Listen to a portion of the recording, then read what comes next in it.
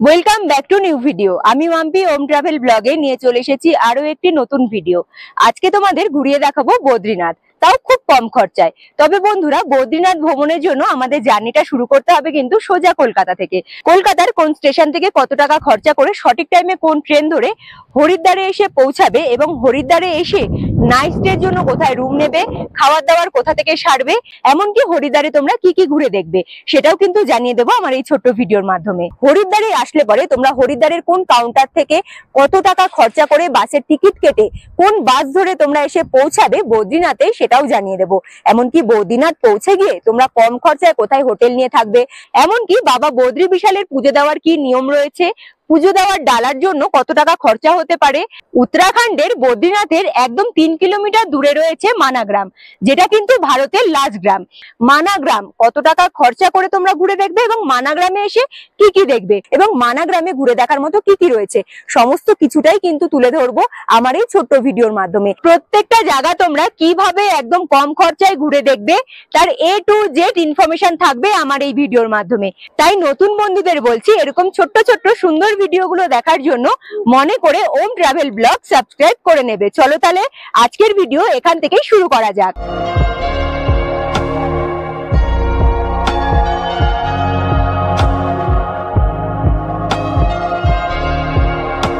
বদ্রীনাথ ভ্রমণের জন্য আজকে আমাদের জার্নি শুরু হচ্ছে হাওড়া স্টেশন থেকে।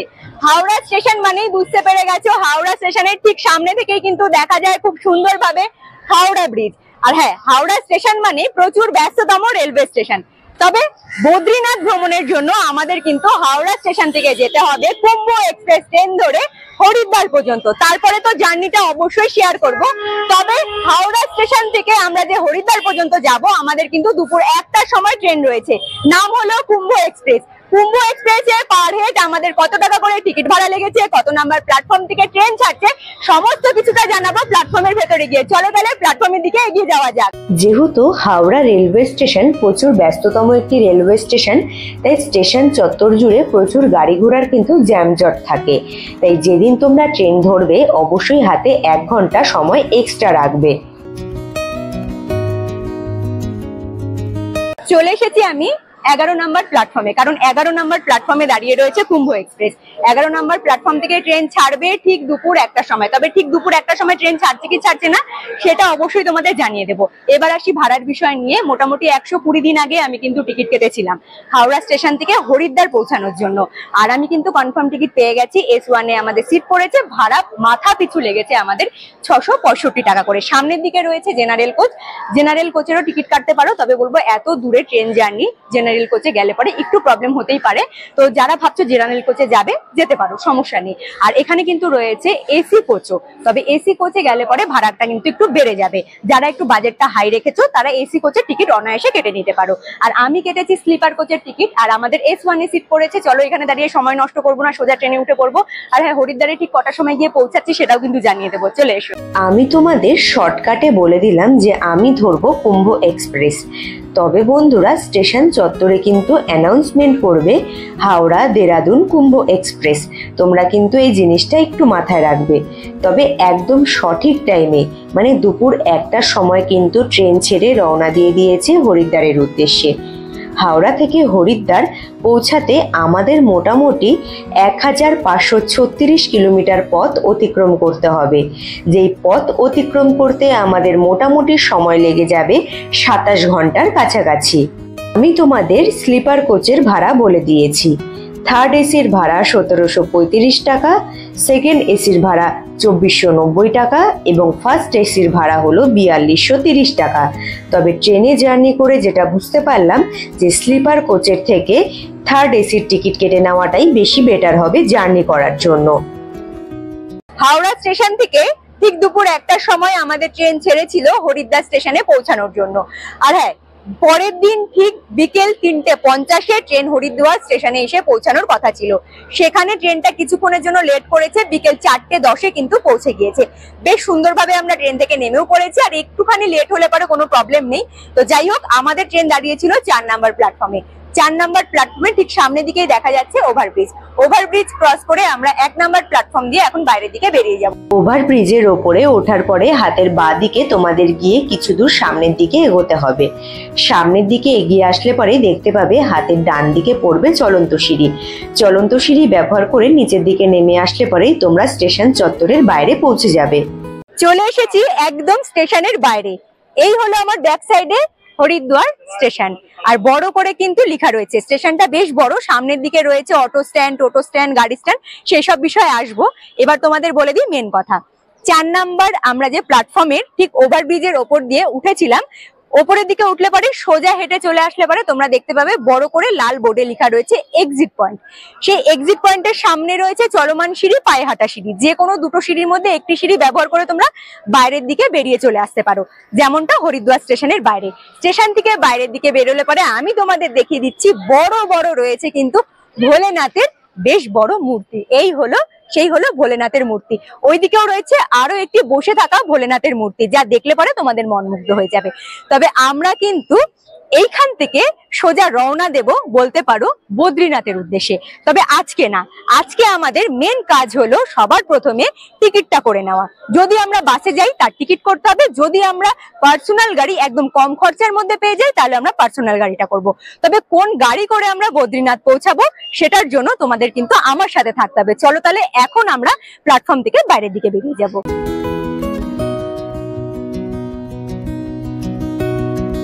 স্টেশন থেকে বাইরে বেরিয়ে হাতের ডান দিকে 2-4 পা হেঁটে আসলে পরে দেখতে পাবে হরিদ্বারের সরকারি বাস স্ট্যান্ড, যার গেটটা এখান থেকে কিন্তু খুব সুন্দরভাবে দেখা যাচ্ছে। আর এখন আমি দাঁড়িয়ে রয়েছি বাস স্ট্যান্ডেই। বাস স্ট্যান্ডে এসে কাউন্টারে গিয়ে কথা বলেছি যে বাস স্ট্যান্ড থেকে, হরিদ্বারের সরকারি বাস স্ট্যান্ড থেকে বদ্রীনাথ যাওয়ার জন্য কোনো ডাইরেক্ট বাস আছে কি নেই। তো যেটা জানতে পারলাম, ডাইরেক্ট বাস কিন্তু এখান থেকে নেই। তার জন্য আমাদের যেতে হবে ঋষিকেশে। ঋষিকেশ থেকে ডাইরেক্ট বদ্রীনাথের জন্য বাস রয়েছে, যেই বাসগুলো ভোরবেলার দিকে ছাড়া হয়। তবে এখান থেকে কিন্তু প্রাইভেট বাসেরও ব্যবস্থা রয়েছে। প্রাইভেট বাসে যদি টিকিট পাওয়া যায় তাহলে অবশ্যই টিকিট করব, এবং আমাদের কত টাকা করে খরচা পড়ছে সেটাও তোমাদের জানিয়ে দেবো। তারপরে টিকিটটা করে হোটেলের দিকে রওনা দেবো। কোথায় হোটেল নিচ্ছি সেটাও বলে দেবো। তবে যেহেতু আমাদের মেন উদ্দেশ্য হলো বদ্রীনাথ ভ্রমণটা, তাই কিন্তু টিকিটটা আমাদের সবার প্রথমেই করে নিতে হবে। চলো তাহলে বাসের সন্ধানে এগিয়ে যাওয়া যাক। আমার ব্যাক সাইডে রয়েছে হরিদ্বার সরকারি বাস স্ট্যান্ড। সরকারি বাস স্ট্যান্ড থেকে বেরিয়ে হাতের বাঁ দিকের রাস্তায় 100 মিটার সামনের দিকে এগিয়ে আসলে পরেই তোমরা দেখতে পাবে বড় বোর্ডে কিন্তু লেখা রয়েছে, এখানে ইয়েলো কালারের বোর্ডের মধ্যে লেখা রয়েছে GMOU লিমিটেড হরিদ্বার। এই কাউন্টার থেকে কিন্তু আজকে আমি হরিদ্বার থেকে বদ্রীনাথ যাওয়ার জন্য ডাইরেক্ট বাসের টিকিট কেটে নেব। মাথা পিছু বাসের আমাদের কত টাকা করে ভাড়া লাগছে সেটা আমি ভেতরে গিয়ে কথা বলে তোমাদের জানিয়ে দিচ্ছি।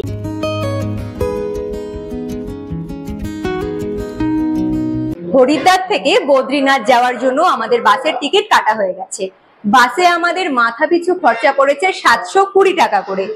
দাদারা এখান থেকেই কিন্তু টিকিটটা আমাদের দিল। ভীষণ ভালো মানুষ দাদারা, কারণ এটা বলতেই হয়। সাথে যেহেতু রিশু আছে, আমি বলেছিলাম যে সাথে ছোট বাচ্চা আছে, সিটগুলো যাতে ভালো দেয়, দাদারা কথা রেখেছে, ভালো সিটও দিয়েছে। আর হ্যাঁ, বাস কিন্তু কালকে ভোরবেলা 5টার সময় ছাড়া হবে। 4:30-র মধ্যে আমাদের এখানে চলে আসতে বলেছে। টিকিটের মধ্যে কিন্তু মানে বাসের নাম্বারটা দেওয়া রয়েছে, বাস সামনে দাঁড়িয়ে থাকবে, বাসের নাম্বার দেখে বাসে উঠে যেতে বলেছে। এই হেডেরটা আমাদের নামলো। তবে আজকের রাতটা কাটানোর জন্য আমাদের একটা হোটেলের সন্ধান করতে হবে। তবে হোটেলটা আমি কোথায় নিচ্ছি সেটা তোমাদের অবশ্যই জানিয়ে দেবো। তবে বন্ধুরা, একটি জিনিসের সাবধান করে দিই, এখানে আরো কয়েকটি বাসের কাউন্টার রয়েছে। আমি বলবো কারো পাল্লায় না পড়ে এখান থেকে তোমরা টিকিটটা করো, তাহলে কম খরচায় কিন্তু তোমাদের মিটে যাবে। তো চলো এবারে আমরা হোটেলটা কোথায় নিচ্ছি তোমাদের জানিয়ে। বাসের টিকিটটা কেটে আমি কিন্তু পায়ে হেঁটে স্টেশনের সামনে দিয়ে সোজা হরকি পৌড়ি ঘাটে যাওয়ার রাস্তাটা ধরেছি হোটেল নেওয়ার জন্য। আজকের রাতটা যে আমি যেখানে স্টে করব সেই হোটেলটা কিন্তু হরকি পৌড়ি ঘাটে যাওয়ার রাস্তার ওপরেই। দেখো এখান থেকে দেখা যাচ্ছে হোটেল ময়ূর, এখানেই আমি আজকের রাতটা স্টে করব। আমাদের কত টাকা করে রুম ভাড়া লাগছে এবং রুমগুলো কেমন সেটা আমি রুমের ভেতরে গিয়ে তোমাদের জানিয়ে দেব। তবে এখান থেকে কিন্তু মানে আমি এখন যেখানে দাঁড়িয়ে রয়েছি এখান থেকে হরকি পৌড়ি ঘাট কিন্তু মোটামুটি 300 থেকে 350 মিটারের মতো। তো চলো এখন আর ওইদিকে যাচ্ছি না, আগে তোমাদের হোটেলটা দেখিয়ে দিই, তারপরে আমরা ঘাটের দিকে যাব। হোটেল ময়ূরে থাকার বেশ অনেকগুলো কারণ দারুণ রয়েছে।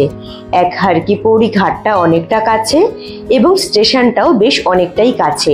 যদি গাড়ি ধরতে না চাই আমি কিন্তু পায়ে হেঁটেই পৌঁছে যেতে পারবো স্টেশনের কাছে। তবে পুরো হোটেলটাই কিন্তু সিসিটিভির আওতায় রয়েছে।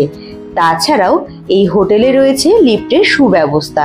তোমরা সিঁড়ি ভাঙতে না চাইলে তোমরা কিন্তু অনায়াসে লিফটে করে তোমাদের ফ্লোরে এবং রুমে পৌঁছে যেতে পারবে। গ্রাউন্ড ফ্লোর থেকে সোজা চলে এসেছি আমি ফার্স্ট ফ্লোরে, কারণ রুমটা নিয়েছি আমি ফার্স্ট ফ্লোরে। তবে ফার্স্ট ফ্লোরে আমাদের যে রুমগুলো রয়েছে তার ঠিক সামনের দিকে কিন্তু বড় বারান্দার মতো বলতে পারো। এখানে খোলা স্পেস রয়েছে, এখানে দাঁড়িয়ে সন্ধ্যাবেলা তোমরা কিন্তু বাইরের দিকের ভিউ দেখতে পারো। আর হ্যাঁ, আরো একটু জিনিস বলে দিচ্ছি, আমরা যে হোটেলে স্টে করেছি হোটেল ময়ূর, তার ঠিক উল্টো দিকেই কিন্তু রয়েছে মা মনসা দেবী মন্দিরের প্রবেশদ্বার। তার কিন্তু গেটটা এখান থেকে তোমরা খুব সুন্দরভাবে দেখতে পারবে। বাইরের দিকে প্রচুর নয়েজ। চলো এখানে আর দাঁড়িয়ে থাকবো না, সোজা আমি তোমাদের রুমটা দেখিয়ে দেবো।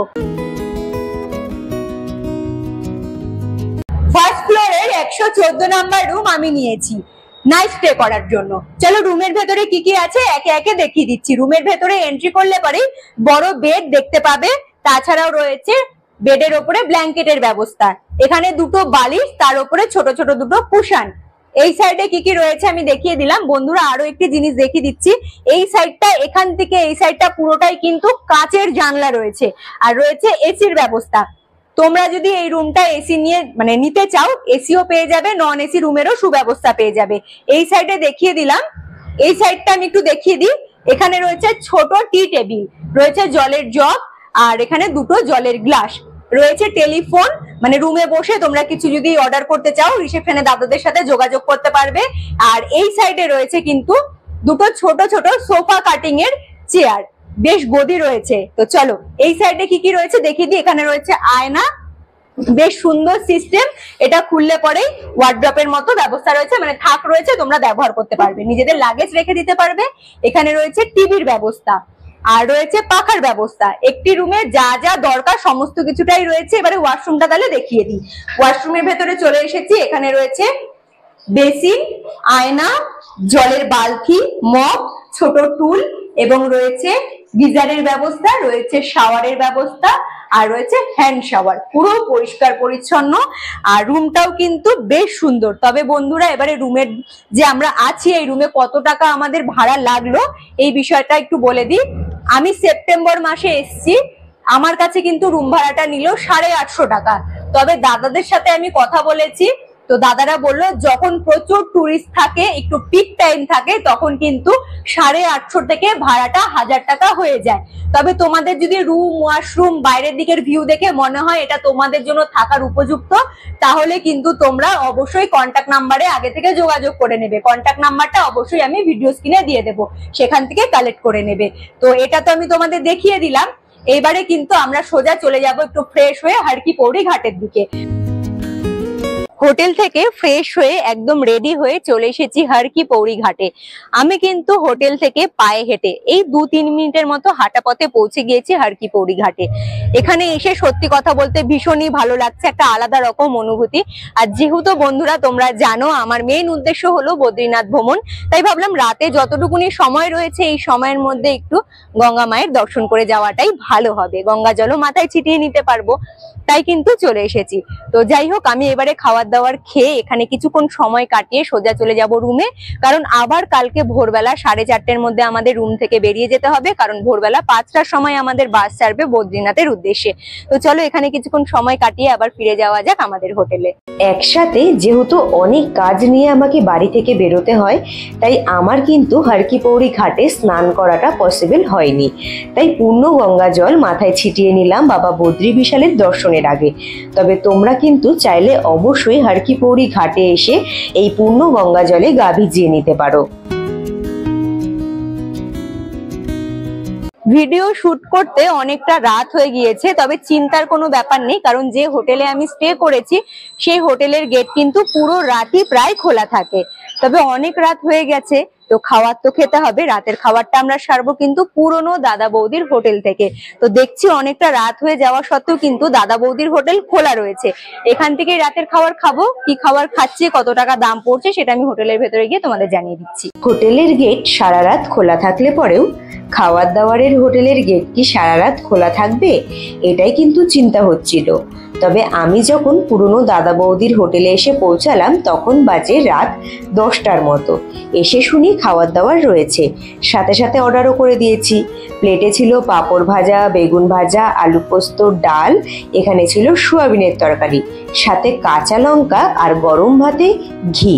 তবে বন্ধুরা পুরো প্লেটটার দাম পড়েছিল 90 টাকা। 90 টাকা দিয়ে পেট ভরে ডাল, সোয়াবিনের তরকারি, ভাত সম্পূর্ণ কিছুটাই পেয়ে যাবে। শুধুমাত্র পাঁপড় ভাজা আর বেগুন ভাজা 1 পিস করেই থাকবে। খাবার দাবার নিয়ে কিচ্ছু বলার নেই, কারণ প্রত্যেকটা খাবারই কিন্তু খুব সুন্দর হয়েছিল। তবে গরম ভাতে ঘি, বেগুন ভাজা পড়লে পরেই পুরো ভাত কিন্তু ওই দিয়েই খাওয়া হয়ে যাবে। GMOU লিমিটেড হরিদ্বার, যেখান থেকে কালকে আমি বাসের টিকিট কেটেছিলাম বদ্রীনাথ পৌঁছানোর জন্য, আমি কিন্তু সেই বাস কাউন্টারের উল্টো দিকে চলে এসেছি, কারণ বাস এখানে দাঁড়িয়ে রয়েছে। আমাদের সময় দিয়ে দিয়েছিল যে ভোরবেলা 4:30-র মধ্যে চলে আসতে, আমরা কিন্তু 4:30-র আগেই চলে এসেছি, কারণ ভোরবেলা ঠিক 5টার সময় কিন্তু বাস ছাড়া হবে। বাসে কিন্তু প্রচুর প্যাসেঞ্জার উঠে গেছে, আমরাও উঠে পড়বো। তবে তোমাদের বলে দিই, আমি যে হোটেলে স্টে করেছিলাম সেখান থেকে বেরিয়ে কিছুটা দূর হাঁটা পথে এগিয়ে চলে এসেছিলাম। পার হেড 20 টাকা ভাড়া দিয়ে আমি কিন্তু সেই বাস স্টপের কাছেই চলে এসেছি। আর হ্যাঁ, এখানকার এসে যেটা বুঝতে পারলাম, দাদাদের সার্ভিস কিন্তু ভীষণ ভালো। টোটো করে যখন লাগেজ নিয়ে নেমেছি, দাদারা কিন্তু এসে জিজ্ঞেস করেছিল যে তোমাদের বাসের টিকিট কাটা আছে কিনা। আমরা শুধু বললাম যে বাসের নাম্বারটা, দাদারা একদম দেখিয়ে দিল এই বাসটা তোমাদের। তো চলো এই সামনের বাসটা করেই আজকে আমরা জার্নি করবো, বাসে তাহলে ওঠা যাক। যেহেতু হরিদ্বার থেকে বদ্রীনাথ অনেকটা পথ অতিক্রম করতে হবে, তাই বাসে ওঠার আগে প্রণামটা সেরে নিলাম। বাসের ভেতরটা ঠিক কেমন তোমাদের এটাও দেখিয়ে দিলাম, এবং আমার সিটটা কোথায় সেটাও কিন্তু তোমরা দেখতে পেলে। সিটগুলো কিন্তু মোটামুটি বেশ ভালো। তবে বাসে ওঠার পরেই আমার রিশু কিন্তু ঘুমিয়ে পড়েছিল। তবে বন্ধুরা এই কথাটা বলতেই হয়, ট্রেনে জার্নি করার সময় ও যতটা জ্বালায় আমাকে, বাসে উঠলে পরে কিন্তু তার একটা ফোঁটাও জ্বালা দেয় না। তাই আমি কিন্তু বেশ ভালো করেই জার্নিটা কমপ্লিট করতে পেরেছিলাম। বাসে আমরা বেশ খানিকক্ষণ জার্নি করলাম, আর এখন কিন্তু ফার্স্ট স্টপেজ দিয়েছে, কারণ সকলেরই কিন্তু খাবার দাবার খেতে হবে, তাই কারণ অনেক ভোরবেলা বাসটা ছেড়েছিল। তো এখান থেকে আমরাও খাবার দাবার খাবো। এখানে সামনের দিকের ভিউটা তোমরা দেখতেই পাচ্ছ, অসাধারণ। মানে পাহাড়টা কিন্তু খুব সুন্দর সবুজে ভরা।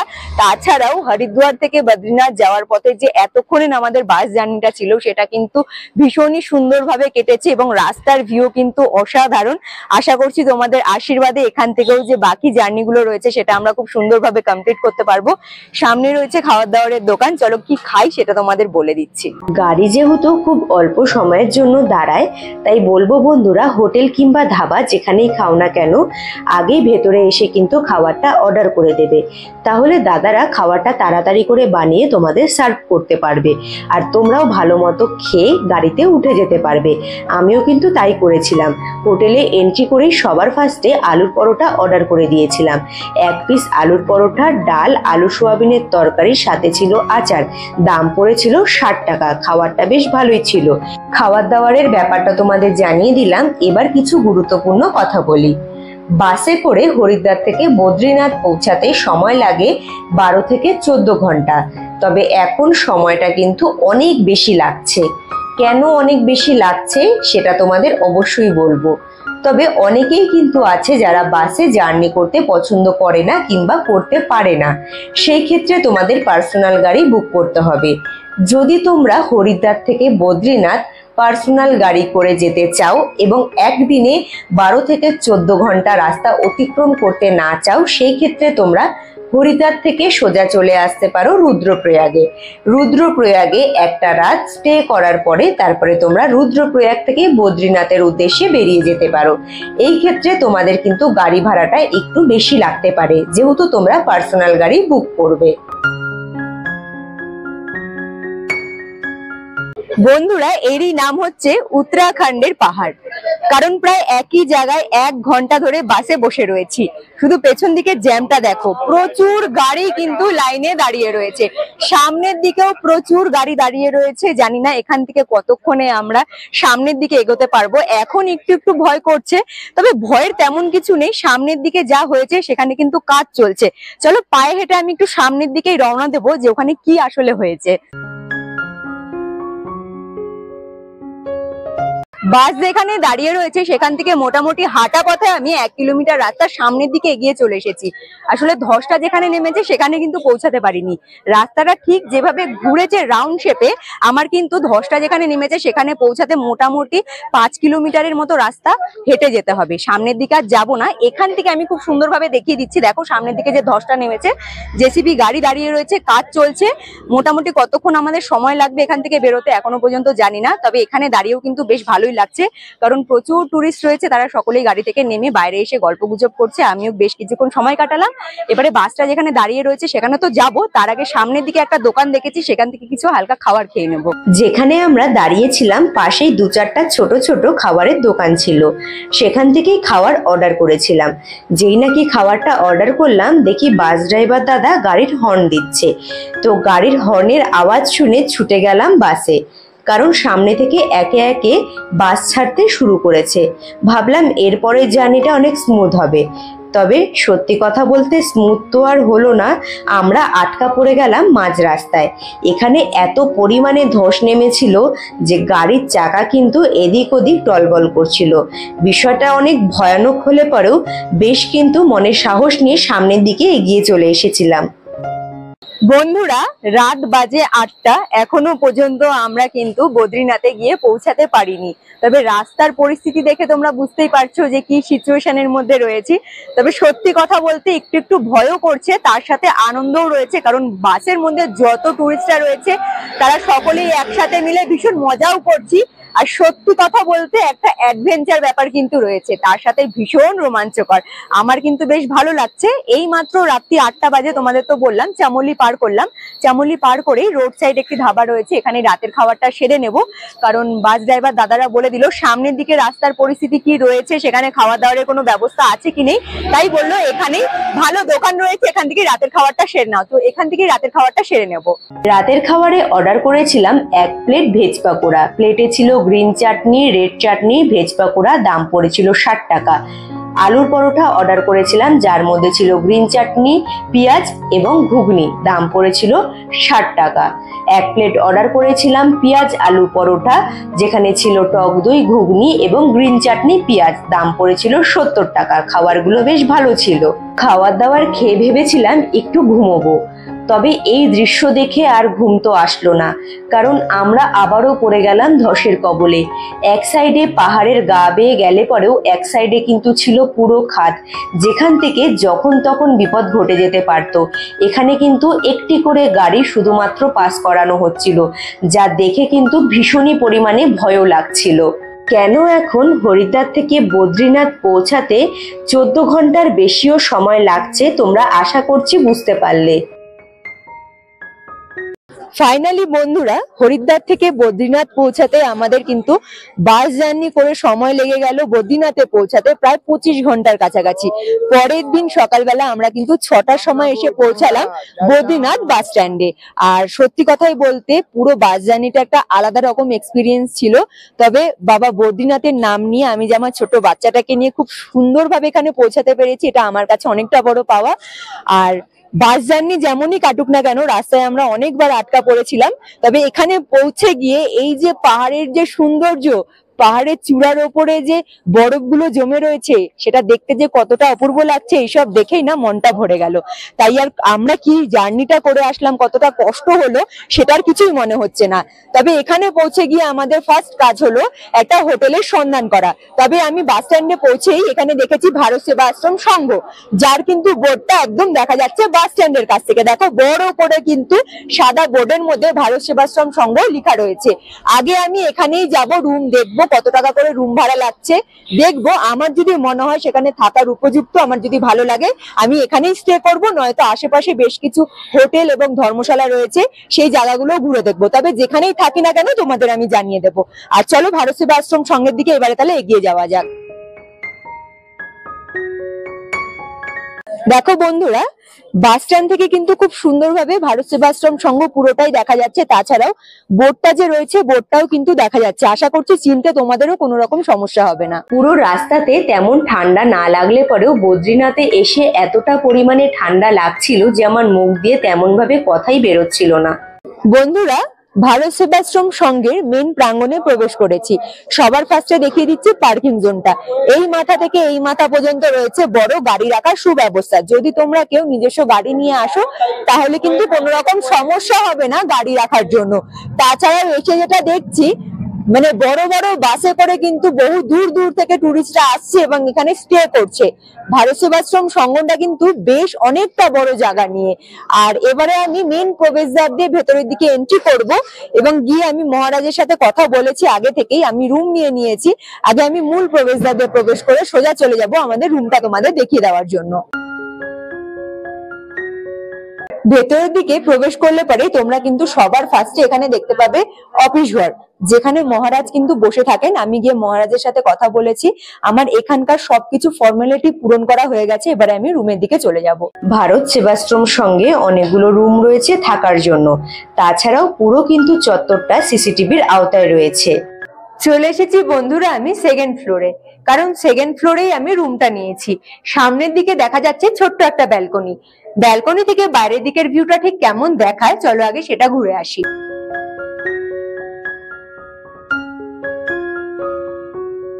ব্যালকনিটা একদমই ছোট, কিন্তু বাইরের দিকের ভিউটা কিন্তু খুব সুন্দরভাবে দেখা যাচ্ছে। বাস থেকে নেমে আমরা যে ভারত সেবাশ্রম সঙ্গে এসেছিলাম, দেখো বাস স্ট্যান্ডটাও দেখা যাচ্ছে, বাসগুলো দাঁড়িয়ে রয়েছে। এই সাইডে যদি দেখাই, পাহাড়ের এত সুন্দর ভিউ দেখতে পাবে যা দেখলে পরে সারাদিনের ক্লান্তি দূর হয়ে যাবে। এখানে ভারত সেবাশ্রম সংঘ লেখা বড় প্রবেশদ্বার রয়েছে, তোমরা চাইলে এই গেট দিয়েও কিন্তু ভারত সেবাশ্রম সঙ্গে এন্ট্রি করতে পারো। আর আমি এখন যে রুমটা নিয়েছি সেই রুমটা তোমাদের ঘুরিয়ে দেখিয়ে দেবো। দেখো এই মাথা থেকে ওই মাথা পর্যন্ত কিন্তু পুরো অনেকগুলো রুম রয়েছে দু সাইডেই। আর আমি নিয়েছি কিন্তু 231 নাম্বার রুমটা। চলে এসো। রুমের ভেতরে এন্ট্রি করলে পরেই তোমরা কি কি দেখতে পাবে দেখিয়ে দিই। এখানে রয়েছে বড় বেড, বেডের মধ্যে রয়েছে মোটা মোটা দুখানা ব্ল্যাঙ্কেট, কারণ এখানে ভীষণ পরিমাণে ঠান্ডা পড়ে। আর এখানে রয়েছে 3টে বালিশের ব্যবস্থা। এখানে রয়েছে ছোট্ট একটা ড্রেসিং টেবিল, তার সাথে রয়েছে এই সাইডে বড় জানলা, জানলাটা খুলছি না, আমাদের লাগেজ গুলো রয়েছে রুমের মধ্যে।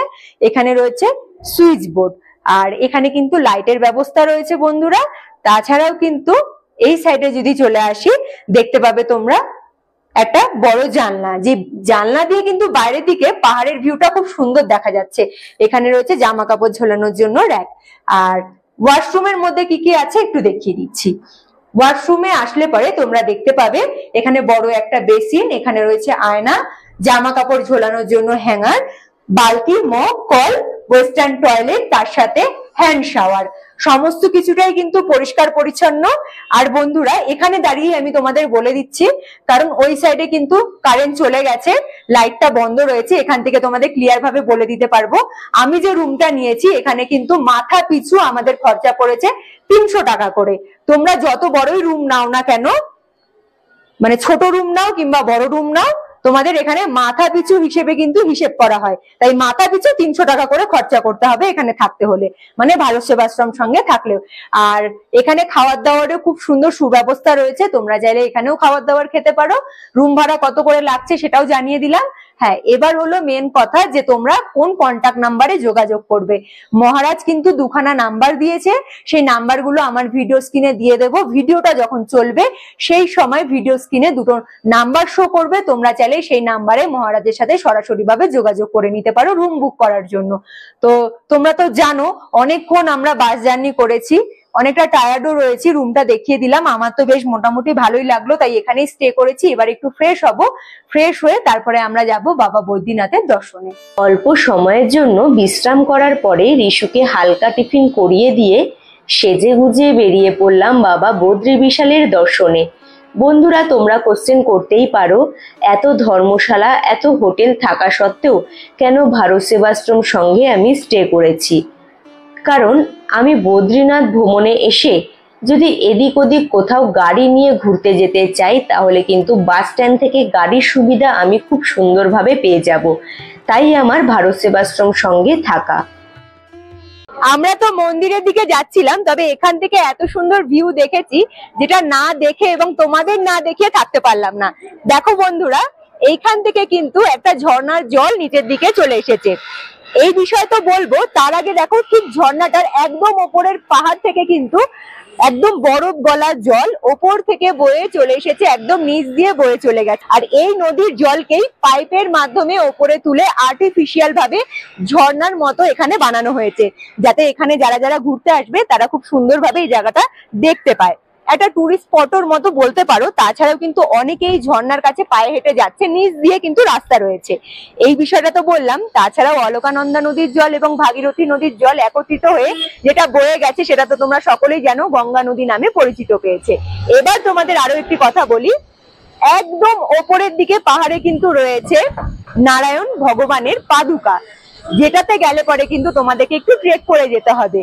ঠিক পাহাড়ের এই দিক দিয়ে কিন্তু রাস্তা রয়েছে, একদম সেই মাথাতে রয়েছে ভগবান নারায়ণের পাদুকা। তোমরা চাইলে পরে যেতে পারো, এবং যারা ট্রেক করে যাচ্ছে তারা তো দর্শন করে আসছে, যারা যেতে পারছে না তারা কিন্তু এখানে সকলকেই দেখলাম এখান থেকে দাঁড়িয়ে ওইদিকে তাকিয়ে আর কি প্রণাম করছে। এই বিষয়টা বেশ ভালো লাগলো, আর আমার যতটা জানা ততটাই তোমাদের কাছে পৌঁছে দিলাম।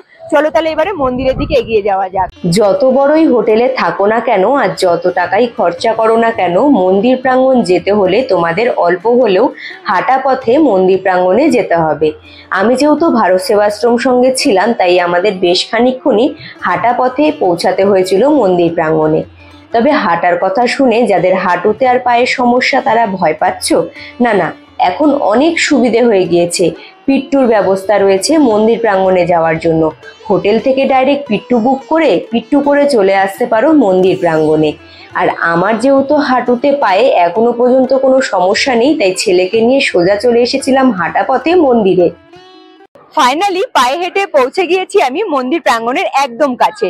এখান থেকে কিন্তু মন্দির প্রাঙ্গণ খুব সুন্দরভাবে দেখা যাচ্ছে। মন্দির প্রাঙ্গণের ঠিক সামনে দিয়ে বয়ে গেছে অলকনন্দা নদী। এটা তো তোমাদের বলে দিলাম, জলের স্রোতের আওয়াজটা এত সুন্দরভাবে ফিল করতে পারছি, সত্যি কথা বলতে আওয়াজ শুনে কিন্তু আমার ভয় করছে। বন্ধুরা, আরো একটি কথা বলে দিচ্ছি, সামনের দিকে যে তোমাদের ঝর্ণাটা আমি দেখিয়েছিলাম, এই মন্দির প্রাঙ্গণের সামনে থেকেও কিন্তু খুব সুন্দরভাবে দেখা যাচ্ছে। তাছাড়াও এখানে এসে যেটা জানতে পারলাম, সেই যে ঝর্ণাটা একদম ওপরের দিকে যে পাহাড়টা রয়েছে, সেখান থেকে কিন্তু মানে বরফ গলা জল বয়ে আসছে নিচের দিকে, সেটা কিন্তু নীলকণ্ঠ নদী। এটা কিন্তু আমি এখানকারই লোকাল মানুষজনের কাছ থেকে শুনতে পারলাম। তো যেহেতু জানলাম তাই তোমাদের কাছে পৌঁছে দিলাম। তাছাড়াও মন্দির প্রাঙ্গণে এসে যেটা জানতে পারলাম, যেখানে পিট্টুরও ব্যবস্থা রয়েছে। যাদের হাঁটুতে কিংবা পায়ের সমস্যা তারা কিন্তু পিট্টু করে মন্দির প্রাঙ্গণে পৌঁছে যেতে পারো। হাঁটা পথে ছেলেকে নিয়ে আসতে একটু কষ্ট হলে পরেও এত সুন্দর মন্দির প্রাঙ্গণ দেখে পুরো কষ্টটাই কিন্তু দূর হয়ে গিয়েছিল। অলকনন্দা নদীর ওপর দিয়ে ছোট্ট একটা ব্রিজ তৈরি করা হয়েছে, যাতে সকলেই এপার থেকে এপারে আসতে পারে। ভক্তরা যাতে ওপার থেকে একদম বাবার মন্দিরে খুব সুন্দরভাবে যেতে পারে, তার জন্য কিন্তু ব্রিজটা তৈরি করা। সামনের দিকে বাবার মন্দিরে প্রবেশ করার জন্য দ্বার রয়েছে, আমরা কিন্তু এই প্রবেশ দ্বার দিয়ে ভেতরের দিকে এন্ট্রি করব। মন্দির চত্বরের দুপাশে ধ্বংসের কবলে পড়ে অনেক কিছুই নষ্ট হয়েছে, তবে মন্দিরের কিন্তু ছিটে ফোটাও কোনো ক্ষতি হয়নি। আমরা অনেকেই বিজ্ঞান মানি, অনেকে ভগবানকে মানি, তবে আমার মনে হয় পৃথিবীতে বাঁচতে হলে পরে বিজ্ঞান এবং ভগবান দুটোকেই মেনে চলা আমাদের কর্তব্য। কারণ ভগবানের অলৌকিক শক্তি না থাকলে পরে এগুলো কিন্তু সম্ভবই হতো না।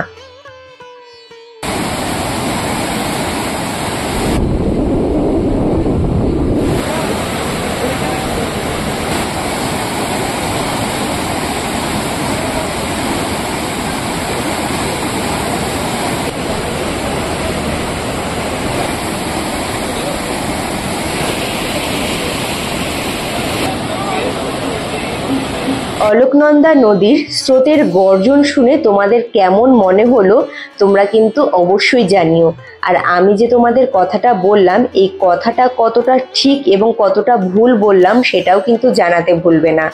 বাবা বদ্রী বিশালের দর্শনের আগে সবার ফার্স্টে চলে এসেছি আমি তপ্ত কুণ্ডতে। এটা কিন্তু একটা গরম জলের কুণ্ড, কেউ গরম জল করে বন্ধুরা ঢেলে দেয়নি, অটোমেটিক কিন্তু এই কুণ্ডতে গরম জল থাকে আর সকলে কিন্তু স্নান করছে। যেহেতু স্নান করছে তাই আমি কাছে গেলাম না। এটা গরম জলের কুণ্ড, এক সাইডে রয়েছে ছেলেদের জন্য, এক সাইডে রয়েছে মহিলাদের জন্য। তো তোমরা যদি কেউ চাও এখানে এসে স্নান করতে, আমি বলবো স্নান করবে, অনেক কিন্তু পূর্ণ মানা হয় এই মানে গরম জলের কুণ্ডকে। আমিও আমার যদি কাজ কমপ্লিট করার পরে সময় পাই আমিও কিন্তু এই গরম জলের কুণ্ডতে স্নান করব। মন্দির প্রাঙ্গণের এখন আমি যেখানে দাঁড়িয়ে রয়েছি এখান থেকে কিন্তু অলকনন্দা নদীর ভিউ অসাধারণ ভাবে দেখতে পাচ্ছি। দেখো এখান থেকে কিন্তু খুব সুন্দর ভাবে দেখা যাচ্ছে। অলকনন্দা নদী এত স্পিডে বয়ে যাচ্ছে, এই ভিউ দেখলে পরে তোমাদের মন শান্তি হয়ে যাবে। বন্ধুরা মন্দির প্রাঙ্গণের এখানে কিন্তু বিভিন্ন ধরনের পুজো হচ্ছে। এখানে পুরোহিত মশাইও তোমরা পেয়ে যাবে, তার সাথে সকলে দেখো গোল করে বসে কিন্তু বিভিন্ন ধরনের পুজো পাঠ গুলো করে নিচ্ছে। তাছাড়াও রয়েছে এখানে কিন্তু স্টল, এখান থেকে তোমরা প্রসাদের ডালা কিনে নিতে পারো। এমনকি যদি তোমরা জুতো রাখতে চাও জুতো রাখারও কিন্তু সুব্যবস্থা রয়েছে।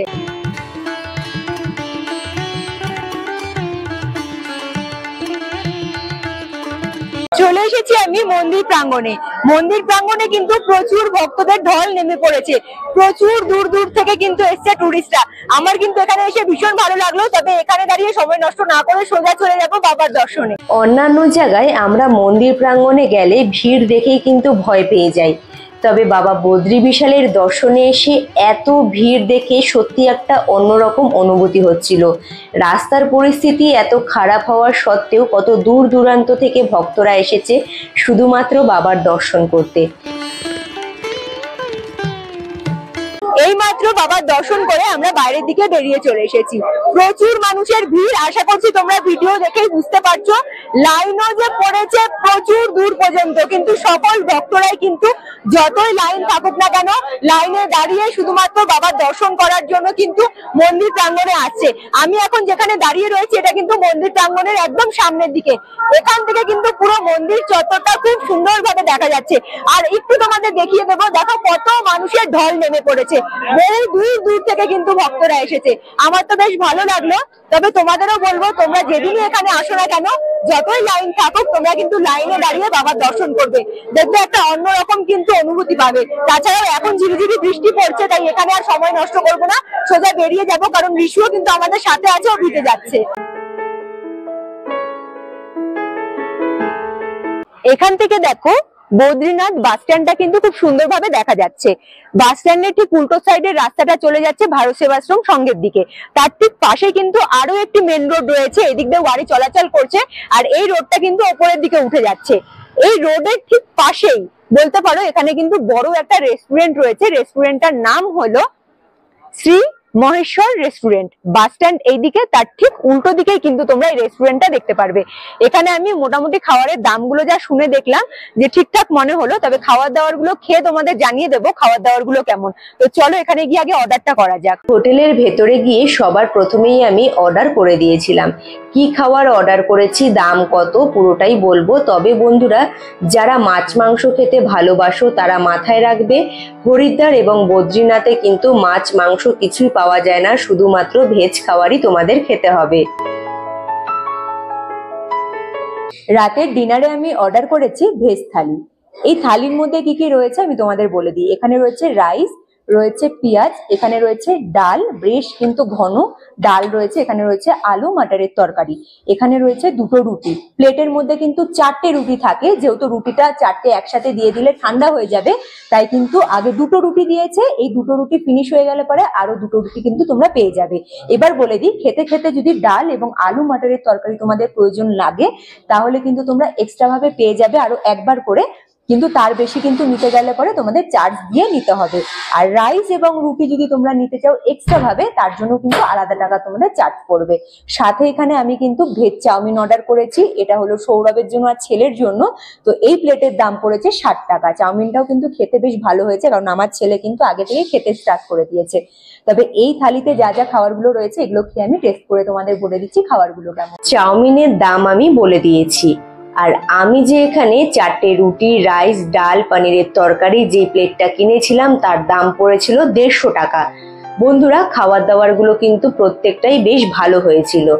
আর খাবারের কোয়ান্টিটিও বেশ অনেকটা করেই দিয়েছিল। বিভিন্ন ধরনের আরো খাবার দাবার এই হোটেলে পাওয়া যায়।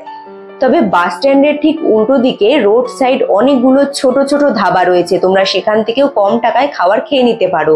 রাতে খাবার দাবার খেয়ে ঘুমিয়ে পড়েছিলাম। পরের দিন সকালবেলা ছেলেকে নিয়ে রেডি হয়ে বেরিয়ে পড়েছিলাম আমরা বদ্রীনাথের কিছু সাইট সিন ঘুরবো বলে। তবে আজ আমরা কোথায় ঘুরতে যাব সেটা কিন্তু তোমরা আমার ভিডিওর সাথে থাকলে অবশ্যই জানতে পারবে। গুড মর্নিং বন্ধুরা, তৃতীয় দিনে আজ আমি বেরিয়ে পড়েছি মানাগ্রামের উদ্দেশ্যে। তোমরা আশা করছি সকলেই জানো উত্তরাখণ্ডের মধ্যে যে বদ্রীনাথ রয়েছে, বদ্রীনাথ থেকে মাত্র 3.5 কিলোমিটার দূরে রয়েছে ভারতের শেষ গ্রাম মানাগ্রাম, যা আজকে কিন্তু ঘুরে দেখবো খুব সুন্দরভাবে। কোথায় কোথায় যাচ্ছি, কি কি দেখছি, সম্পূর্ণটাই তুলে ধরবো আমার ছোট্ট ভিডিওর মাধ্যমে। বন্ধুরা, তোমরা এটাও জানো ভারত সেবাশ্রম সংঘ, তার পাশে রয়েছে বাস স্ট্যান্ড। বাস স্ট্যান্ড থেকে এই শেয়ার গাড়িগুলো ছাড়া হচ্ছে মানাগ্রামের উদ্দেশ্যে। মাথা পিছু নেওয়া হচ্ছে 50 টাকা করে। তবে এই গাড়িতে ব্যাপার রয়েছে, 10 জন না হলে কিন্তু গাড়ি ছাড়বে না। তো আমার মনে হয় একটু লেট হয়ে যাবে, কারণ আমি আবার মানাগ্রাম ঘুরে এসে চেষ্টা করব যে এখানকার যে বদ্রীনাথ মন্দিরটা রাতের বেলা কি করে সেজে ওঠে এবং মার্কেটটা ঘুরে দেখবো। তাই তাড়াতাড়ি করে আমাদেরকে মানাগ্রামের উদ্দেশ্যে চলে যেতে হবে। তাই সামনের দিকে দেখো একটা ছোট লাল গাড়ি দাঁড়িয়ে রয়েছে। এই গাড়িটা কিন্তু 4 জনের সিটের গাড়ি। আমি মাত্র 200 টাকা দিয়ে রিজার্ভ করে নিয়েছি, আমাকে বাস স্ট্যান্ড থেকে মানাগ্রাম পৌঁছে দিয়ে আসবে। এই গাড়ি করেই আজকে আমাদের যাত্রা হবে বদ্রীনাথ বাস স্ট্যান্ড থেকে মানাগ্রাম পর্যন্ত। শেয়ার গাড়িতে পার হেড কত টাকা খরচা হতে পারে বললাম, ছোট গাড়িতে আমাদের কত টাকা খরচা পড়লো সেটাও বললাম। বন্ধুরা, 200 টাকার বেশি চাইছিল ড্রাইভার দাদা। সেই ক্ষেত্রে আমি একটু দাদার সাথে কথা বলে বার্গেনিং করে 200 টাকাই করেছি। তোমাদেরও বলবো 200 টাকার নিচে দাদারা আসতে চায় না, সেই ক্ষেত্রে 200 টাকার ওপরে চাইলে পরে তোমরা কিন্তু সেই গাড়ি করে আসবে না, 200 টাকা হলে পরে চলে আসবে। একদম অল্প সময়ের জন্য আমরা গাড়ি জার্নি করে পৌঁছে গিয়েছি মানাগ্রামে। মানাগ্রামের পুরো চারিপাশের ভিউটা এত সুন্দর লাগছে। তবে মানাগ্রামে এন্ট্রি করার জন্য দেখো এখানে বড় একটি প্রবেশদ্বার রয়েছে। এই প্রবেশদ্বার দিয়ে এবারে আমাদেরকে মানাগ্রামে এন্ট্রি করতে হবে। মানাগাঁও কিংবা মানাগ্রাম, এই গ্রামটা ঘুরে দেখলে পরে এক অন্যরকম দৃশ্য তোমরা খুঁজে পাবে। যে গ্রামে তোমাদের একটি দিন কাটালে পরেও মনে হবে আরো একটি দিন কাটালে বেশ ভালো হতো। মানাগ্রামে ঘুরতে এসে এখানে যে দেখে নেওয়ার মতো স্পট গুলো রয়েছে বা মন্দির গুলো রয়েছে, যেমন ব্যাস গুফা, ভীমপুল, গণেশ গুফা, এইগুলো যদি তোমরা টিকটু করে ঘুরে দেখে নিতে চাও তোমরা কিন্তু এরও সুবিধা পেয়ে যাবে, কারণ চড়াইটা অনেকটাই রয়েছে। আমি আর রিশু আমরা যদি দুজনে মিলে পিটুতে উঠতাম তাহলে আমাদের প্রত্যেকটা জায়গা ঘুরিয়ে আবার সামনে যেখানে গাড়ি স্ট্যান্ডটা রয়েছে সেখানে ছেড়ে দেবে। চেয়েছিল আমাদের 1500 টাকা, তো 1000 টাকাতেও কিন্তু অনেকে রাজি হয়ে যাচ্ছে। তোমরা যদি পিট্টু করে ঘুরে দেখে নিতে যাও তোমরা একটু বার্গেনিং করবে, কম হয়ে যাবে।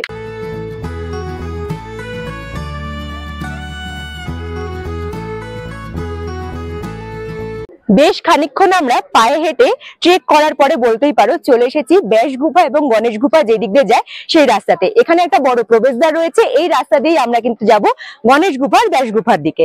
মানাগ্রামে আসলে পরে তোমরা এই গ্রামের ছোট্ট ছোট্ট বাড়িগুলোর দেওয়ালে দেখতে পাবে সুন্দর সুন্দর আঁকিবুকি, যেখানে অনেক ভগবানের মূর্তিও কিন্তু সুন্দর করে আঁকানো রয়েছে। আমিও হাঁটা পথে ছেলেকে নিয়ে চলে এসেছি গণেশ গুফার সামনে। সবার প্রথমে এসে ঘন্টা বাজিয়ে দিয়ে আমি তোমাদের দেখিয়ে দিলাম গণেশ গুফার বাইরের দিকের চত্বরটা। আসলে বন্ধুরা, মূল বিগ্রহ কিন্তু ছবি তোলা এবং ভিডিও করা বারণ রয়েছে, তাই বাইরে থেকে যতটা সম্ভব হলো পুরোটাই তুলে ধরলাম। এখানে সব সময় একজন পুরোহিত মশাই বসে থাকেন, যিনি সকলকে মাথায় কিন্তু টিপ বা তিলক লাগিয়ে দেন। গণেশ গুফা থেকে গণেশ দেবতার দর্শন করে ছেলের হাত ধরে পাহাড়ি অঞ্চলের এই ছোট রাস্তা দিয়ে সোয়েটার, জামা কাপড়ের দোকান দেখতে দেখতে এগিয়ে চললাম আমরা ব্যাস গুফার দিকে। তবে আমি যে শুধু ওকে নিয়ে হেঁটেই গেছি তা কিন্তু না, কিছুক্ষণ হাঁটার পরে এক জায়গায় বসে হালকা রেস্ট নিয়ে কিছু খাবার দাবার খেয়ে আবার আমরা হাঁটতে শুরু করেছিলাম। গণেশ গুফা থেকে বেদ ব্যাস গুফা আসার যে পথের রাস্তাটা, এটা দেখলে পরে তোমাদের যে এত সুন্দর লাগবে। চারিদিকে শুধু ভিউটা দেখো, পুরো এখান থেকে দাঁড়িয়ে মানা গ্রামটা কিন্তু খুব সুন্দরভাবে দেখা যাচ্ছে, তার সাথে পাহাড়ের অপরূপ সৌন্দর্য তো রয়েছে। আর আমি এখন এগিয়ে যাচ্ছি শ্রী বেদ ব্যাস গুফার দিকে। হাঁটা পথে পাহাড়ি অঞ্চল ঘুরতে হলে একটু কষ্ট কিন্তু করতেই হবে, আর একটু কষ্ট সত্যিই হয়, তবে এর আলাদা রকম মজা রয়েছে। কেমন মজা? কিছুটা দূর হাঁটার পরে একটি জায়গায় দাঁড়িয়ে পাহাড়ের সৌন্দর্য উপভোগ করা, তার সাথে ফটোশুট করা, হালকা কিছু খাবার দাবার খাওয়া, আবার কিছুক্ষণ রেস্ট নিয়ে নিজেদের গন্তব্যে এগিয়ে যাওয়া। এর কিন্তু সত্যি এক আলাদা রকম মজা এবং অনুভূতি রয়েছে, যেটা অন্য কারো পিঠে কিংবা অন্য কারো ভরসায় গেলে পরে পাওয়া যায় না। তবে বন্ধুরা, যারা ঘুরতে ভালোবাসো আর হাঁটুতে পায়ে সমস্যা, তাদের তো কিছু করার নেই, তাদের পিট্টু কিংবা ঘোড়ার সাহারা নিতেই হবে। আর আমরা হাঁটা পথে পৌঁছে গিয়েছি কিন্তু ব্যাস গুফাতে। ব্যাস গুফাতেও কিন্তু ভিডিও করা অ্যালাউ ছিল না, যতটা সম্ভব হয়েছে তুলে ধরেছি। এখানে এমনই একটি পাথর রয়েছে যেখানে নাকি একটি টাকার মাধ্যমে দেওয়ালে চিপকে ধরে নিজের মনস্কামনা বলা হয়, এবং টাকাটা যদি দেওয়ালে লেগে যায় কিংবা পাথরে লেগে যায় তাহলে ভাববে নিজের মনস্কামনা পূরণ হবে। এই আশাতে আমিও একটি টাকা লাগিয়ে দিয়েছিলাম। যাদের টাকা খুলে পড়ে যায় তাদের নাকি মনস্কামনা পূরণ হয় না। ব্যাস গুফা থেকে সামনের দিকে এগিয়ে আসলে পরে তোমরা এখানে একটা অ্যারো দেখতে পাবে। এখানে কিন্তু লেখা রয়েছে ভীমপুল, অ্যারো দিয়ে বোঝানো হয়েছে 300 মিটার যেতে হবে, মানে এখান থেকে 300 মিটার গেলে পরে আমরা ভীমপুল পেয়ে যাব। পুরো মানা গ্রামটাই আমি পায়ে হেঁটে ছেলেকে নিয়ে ঘুরে দেখেছিলাম। এদিক থেকে ওদিক অনেক জামা কাপড়, অনেক জিনিসপত্রের দোকান রয়েছে। এখানে ঝুড়ি করে এই কাঠগুলো বিক্রি করছিল। সেখানকার লোকাল মানুষজন বলল, নিজেদের বাড়ি কিংবা মানুষজন কিংবা নিজেদের ব্যবসার যাতে অন্য কারো নজর না পড়ে, তারা কিন্তু এই কাঠগুলো নিজেদের দোকান কিংবা বাড়ির সামনে ঝুলিয়ে রাখে। দাঁড়িয়ে রয়েছি আমি এখন ভীমপুলের ওপরে। ভীমপুলের ঠিক হাতের ডান দিকে দেখতে পাবে তোমরা সরস্বতী নদীর উত্থান। সরস্বতী নদীর ঠিক পাশেই রয়েছে সরস্বতী ধাম, মানে সরস্বতী মন্দির আমরা দর্শন করব। তার সাথে বন্ধুরা, সরস্বতী নদীর যে গর্জন, সেই গর্জন শুনলে তোমাদের কিন্তু গা শিউরে উঠবে। ভীমপুল, সরস্বতী ধাম, তার সাথে সরস্বতী নদী, প্রত্যেকটা জিনিস আমার ভিডিওর মাধ্যমে খুব সুন্দরভাবে তোমাদের কাছে পৌঁছে দেবো। মানাগ্রাম ঘুরতে এসে অনেক বয়স্ক মানুষজনদের দেখেছিলাম পায়ে হেঁটে তারা মানাগ্রাম খুব সুন্দরভাবে ঘুরে দেখছে। তবে তাদের দেখে আমি হলেও এক্সট্রা পাওয়ার পেয়েছিলাম, যাতে ছেলেকে নিয়েও মানাগ্রামটা খুব সুন্দরভাবে ঘুরে দেখে নিতে পারি। মানাগ্রামে আসলে পরে তোমরা দেখতে পাবে সরস্বতী নদী। যে সরস্বতী নদীর গর্জনের জন্য কিন্তু সরস্বতী নদীকে কিছুটা দূর গিয়েই বিলুপ্ত হয়ে যেতে হয়েছিল। চলো এবার তাহলে সরস্বতী নদীর গর্জনটা তোমাদের শুনিয়ে দিই।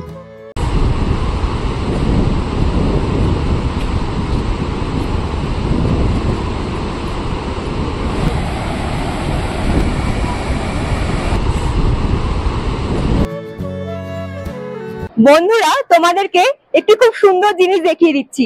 আমি তো ভীমপুলের ওপরে ছিলাম, যেখানে সকলের যাওয়ার জন্য রাস্তা তৈরি করা হয়েছে। আসলে কিন্তু ভীমপুল এটা দেখো, ভীমপুলের নিচ দিয়েই বয়ে গেছে সরস্বতী নদী। সরস্বতী ধাম মানে সরস্বতী মন্দিরের ঠিক অপোজিটে দুটো পাথরের এরকম মিলন রয়েছে। অনেকে কিন্তু বলে সেই দুটো পাথরই হলো ভীমপুল, কিন্তু আসলে কিন্তু সেটা ভীমপুল নয়।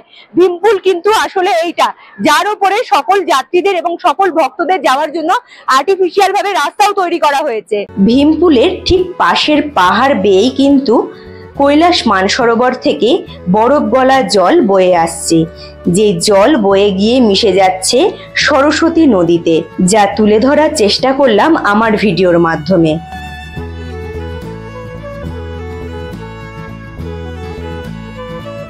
একদিকে সরস্বতী মন্দির, একদিকে রয়েছে ভীমপুল, তারই ঠিক পাশ দিয়ে একটি ওপরে যাওয়ার রাস্তা চলে যাচ্ছে।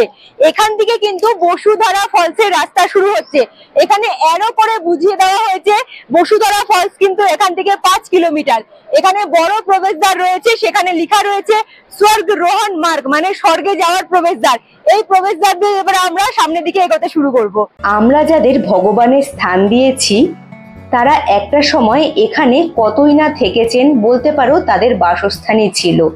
আর সেই স্থানে পা রাখতে পেরে আমার তো ভীষণই ভালো লাগছিল। তার সাথে মানাগ্রামের অপরূপ সৌন্দর্য, এটা যে কত সুন্দর একটা অনুভূতি দিচ্ছিল সেটা আমি তোমাদের বলে প্রকাশ করতে পারবো না। বসুধরা ফলসে যাওয়ার যে রাস্তাটা রয়েছে তার ঠিক মাঝখানেই কিন্তু একটি দোকান রয়েছে। যে দোকানের সামনে বোর্ডে বড় করে লেখা রয়েছে হিন্দুস্তান কি সবসে পুরানি দোকান, মানে হিন্দুস্তানের মধ্যে সব থেকে পুরনো দোকান এখানেই নাকি। আমরা তো বলি ভারতের লাস্ট গ্রাম মানাগ্রাম, মানাগ্রামের মধ্যে সব থেকে লাস্ট দোকান কিন্তু এটাই। তো লাস্ট দোকান যখন চলে এসেছি, এখানে হালকা কিছু খাবার দাবার আমরা খেয়ে নেব। আর এখানকার ভিউ দেখে সত্যি কথা বলতে মনে পড়ছে যে আমরা সেই কোথায় থাকি আর কোথায় চলে এসেছি। এত সুন্দর জায়গা ছেড়ে বাড়ি যাওয়ার সময় কিন্তু ভীষণ মন খারাপ করবে। মানে এই জায়গাতে আমার মনে হচ্ছে সারাদিন কাটালে পরেও সময়গুলো এত সুন্দরভাবে পার হয়ে যাবে, কিছু মনেই হচ্ছে না। আমরা বলি ভারতের শেষ গ্রাম মানা, কিন্তু আসলে এখানকার মানুষজন কিন্তু মানা গ্রামকে ভারতের প্রথম গ্রাম মনে করে। আর আমি এখানে খাবার দাবারে যা অর্ডার করেছিলাম সব কিন্তু চলে এসেছে আমার সামনে। ভারতের শেষ গ্রাম মানা গ্রামে ঘুরতে এসে একদম লাস্ট দোকান থেকে কিন্তু খাবার দাবার খাচ্ছি। অর্ডার করেছি আমি ভেজ পকোড়া, দাম পড়েছে 60 টাকা। ভেজ চাউমিন, দাম পড়েছে 80 টাকা। আর এখানে রয়েছে ভেজ মোমো, দাম পড়েছে কিন্তু 100 টাকা। আর দাদাদের হাতে একদম তৈরি করা চাটনি, এই দিয়ে কিন্তু বলতে পারো আজকে দুপুরের লাঞ্চটাই আমরা কমপ্লিট করব। চাউমিন এবং মোমোর টেস্টটা ভিন্ন ভিন্ন হলে পরেও বন্ধুরা তোমাদের তো অবশ্যই বলবো ভেজ পকোড়াটা এসে অবশ্যই ট্রাই করবে। ভেজ পকোড়াটা কিন্তু কম দামের মধ্যে অসাধারণ খেতে ছিল। তার সাথে দাদাদের হাতে তৈরি করা গ্রিন চাটনি এবং রেড চাটনি, এটা কিন্তু প্রত্যেকটা খাবারের সাথে দারুণ লাগছিল। চলে এসেছি আমি এখন দ্রৌপদী যেখানে দেহত্যাগ করেছিল সেই মন্দিরের কাছে। এখান থেকে মন্দিরটা কিন্তু খুব সুন্দরভাবে দেখা যাচ্ছে বন্ধুরা। একটা এখান থেকে দেখো হলুদ রঙের ঘর, ওটাই কিন্তু দ্রৌপদীর যে দেহত্যাগ করেছিল সেখানে একটি মন্দির প্রতিষ্ঠিত করা হয়েছে। তাছাড়াও এটা একটি ওপরের দিকে যাওয়ার রাস্তা চলে গেল। আরো একটি রাস্তা দেখিয়ে দিচ্ছি, দেখো তোমাদের বোঝার সুবিধার্থে। অনেক মানুষজন কিন্তু যাচ্ছে এবং অনেকে নেমেও আসছে। এই রাস্তাটা কিন্তু সোজা চলে যাচ্ছে পাহাড় বেয়ে আর কি বসুধরা ফলসের দিকে। আর এই রাস্তা ধরেই কিন্তু পঞ্চ পাণ্ডবেরা এগিয়ে গেছিল স্বর্গের দিকে। আর এই রাস্তা ধরেই যেতে যেতে তারা কিন্তু দেহত্যাগ করতে করতে স্বর্গের দিকে এগিয়ে গিয়েছিলেন। এটা তো তোমাদের বলে দিলাম, আরো একটি বোঝার সুবিধার্থে বলে দিচ্ছি। এখানে রয়েছে ভারতের যে শেষ চায়ের দোকান, এই চায়ের দোকানের ঠিক ওপর দিয়ে একটি রাস্তা চলে যাচ্ছে দ্রৌপদীর যে মন্দিরটা তৈরি হয়েছে সেই মন্দিরের দিকে। আর একটি রাস্তা চলে যাচ্ছে বসুধরা জলপ্রপাত মানে বসুধরা ওয়াটারফলসের দিকে। মানাগ্রাম ঘুরে নিচের দিকে রওনা দিলাম, যেখানে গাড়ি স্ট্যান্ডটা রয়েছে সেখানে যাওয়ার জন্য। তবে তার আগে মানাগ্রামের এই ছোট ছোট জামা কাপড়ের দোকানগুলো দেখে নিচ্ছিলাম। এখানে বিভিন্ন ধরনের বিভিন্ন স্টাইলিশ সোয়েটার, টুপি প্রচুর কিছু পাওয়া যাচ্ছিল, যেখান থেকে আমার বাড়ির প্রিয় মানুষদেরকে দেওয়ার জন্য কয়েকটি চাদর কিনে নিয়েছিলাম। মানাগ্রাম ঘুরে মানাগ্রামের সামনে যে গাড়ির স্ট্যান্ডটা ছিল সেই স্ট্যান্ড থেকে ছোট 4 জনের সিটের গাড়িতে মাথা পিছু 50 টাকা ভাড়া দিয়ে আমি চলে এসেছিলাম বদ্রীনাথ বাস স্ট্যান্ডে। বদ্রীনাথ বাস স্ট্যান্ড থেকে পায়ে হেঁটে আমি আবারও চলে এসেছি বাবা বদ্রী বিশাল মন্দিরের ঠিক সামনে। বন্ধুরা, সন্ধ্যেবেলায় ঠিক মন্দির প্রাঙ্গণ কিভাবে সেজে ওঠে এটাই কিন্তু আমার ভিডিওর মাধ্যমে তোমাদের কাছে তুলে ধরলাম। দেখো পিছন দিকে দেখা যাচ্ছে মন্দির প্রাঙ্গণ, ভীষণ সুন্দর লাগছে। কালকে আমরা বাড়ি ফিরে যাব, তাই কিন্তু চলে আসলাম একটু বাবার দর্শন করতে। বন্ধুরা, কালকে আমরা বদ্রীনাথ বাস স্ট্যান্ড থেকে ঠিক কিভাবে কলকাতায় ব্যাক করবো সেটাও কিন্তু তুলে ধরবো আমার ভিডিওর মাধ্যমে। মন্দিরে যাওয়ার রাস্তার ওপরে কিন্তু পড়বে এখানে বিভিন্ন ধরনের খাবার দাবারের দোকান, যেখানে তোমরা বিভিন্ন ধরনের খাবার দাবার তো পেয়ে যাবে, তার সাথে রয়েছে অনেক বড় মার্কেট, যেখানে তোমরা সোয়েটার, চাদর, টুপি, বাচ্চাদের বিভিন্ন ধরনের জিনিসও পেয়ে যাবে। গুড মর্নিং বন্ধুরা, চতুর্থ দিনে আমরা কিন্তু একদম ভোরবেলা 5টার বাসের টিকিট কেটে নিয়েছিলাম। আর তৃতীয় দিনের রাতেই আমরা কিন্তু কাউন্টার থেকে মানে বদ্রীনাথ কাউন্টার থেকেই আমি বাসের টিকিট কেটে নিয়েছিলাম। এখানে বাস দাঁড়িয়ে রয়েছে, বাস কিন্তু ছেড়ে দেওয়ার টাইম হয়ে গেছে। এই বাস ধরেই আমরা বদ্রীনাথ থেকে জার্নি করব হরিদ্বার পর্যন্ত। বাসে পার পার্সন আমাদের ভাড়া লেগেছে 670 টাকা করে। চলো আর লেট না করে বাসে ওঠা যাক। বন্ধুরা, তোমরা যখনই উত্তরাখণ্ড কিংবা পাহাড়ি অঞ্চলের দিকে ভ্রমণে যাও না কেন, অবশ্যই তোমরা বাড়ি ফেরার দিন কিন্তু তাড়াতাড়ি বেরোবে গাড়ি ধরার জন্য। পারলে একটি দিন এক্সট্রা রাখবে, তাহলে তোমাদের জার্নিটা অনেক কমফোর্টেবল হবে। ভোরবেলা 5টা থেকে আমাদের জার্নি শুরু হয়েছিল বদ্রীনাথ বাস স্ট্যান্ড থেকে। এখন বাজে রাত্রি 8টা। আমাদের কিন্তু জার্নিটা কমপ্লিট হলো হরিদ্বার পৌঁছানো পর্যন্ত। বদ্রীনাথ থেকে হরিদ্বারে পৌঁছানোর যে জার্নিটা বন্ধুরা বলবো না খুব ভালো কেটেছে, ভালো মন্দ দুটো মিলিয়ে মিশিয়ে কেটেছে, কারণ রাস্তার পরিস্থিতি কিন্তু এখনো খারাপ রয়েছে। তবে রিশুকে নিয়ে আমি যে সেফ ভাবে বদ্রীনাথ থেকে হরিদ্বারে পৌঁছে গেছি, এটা আমার কাছে বিশাল বড় পাওয়া। এবারে বলি হরিদ্বার রেলওয়ে স্টেশনের সামনে কেন আমি দাঁড়িয়ে রয়েছি, কারণ আজকে রাতে আমাদের ট্রেন রয়েছে হরিদ্বার রেলওয়ে স্টেশন থেকে। আমি ড্রাইভার দাদাকে বলে দিয়েছিলাম যে আমার ট্রেন ধরার আছে, তাই দাদা কিন্তু আমাকে হরিদ্বার রেলওয়ে স্টেশনের সামনে নামিয়ে দিয়েছে। বন্ধুরা আজকে রাত্রেবেলা ঠিক 11:43-এ আমার রয়েছে কুম্ভ এক্সপ্রেস। কুম্ভ এক্সপ্রেস ধরে আমি হরিদ্বার থেকে কলকাতা পর্যন্ত জার্নি কমপ্লিট করব। কুম্ভ এক্সপ্রেসে মাথা পিছু আমাদের টিকিট খরচা লেগেছে কিন্তু 665 টাকা করে। তবে হরিদ্বার থেকে কলকাতা পৌঁছানোটা তোমাদের কাছে তুলে ধরছি না, কারণ ভিডিওটা অনেকটা বড় হয়ে যাবে। তবে বন্ধুরা পুরো বদ্রীনাথ ট্রিপের যে ভিডিওটা তোমাদের কাছে তুলে ধরলাম, তোমাদের কেমন লেগেছে তোমরা কিন্তু অবশ্যই জানিও। যদি ভালো লেগে থাকে অবশ্যই লাইক করে দিও এবং তোমাদের প্রিয় মানুষের কাছে খুব খুব বেশি করে শেয়ার করে দিতে পারো। নতুন বন্ধুরা ভিডিওগুলো দেখছো কিন্তু এখনো পর্যন্ত ওম ট্রাভেল ব্লগ সাবস্ক্রাইব করোনি, তারা চট জলদি করে ওম ট্রাভেল ব্লগ সাবস্ক্রাইব করে নিতে পারো। যেসব বন্ধুরা ওম ট্রাভেল ব্লগ সাবস্ক্রাইব করে পাশে রয়েছে তাদের অসংখ্য ধন্যবাদ, তারা এইভাবেই আমাকে সাপোর্ট করো, আমার পাশে থেকো। আজকের মতো তাহলে টাটা, তোমাদের সাথে দেখা হচ্ছে খুব তাড়াতাড়ি নেক্সট ভিডিওতে। তোমরা ভালো থেকো, সুস্থ থেকো, টাটা।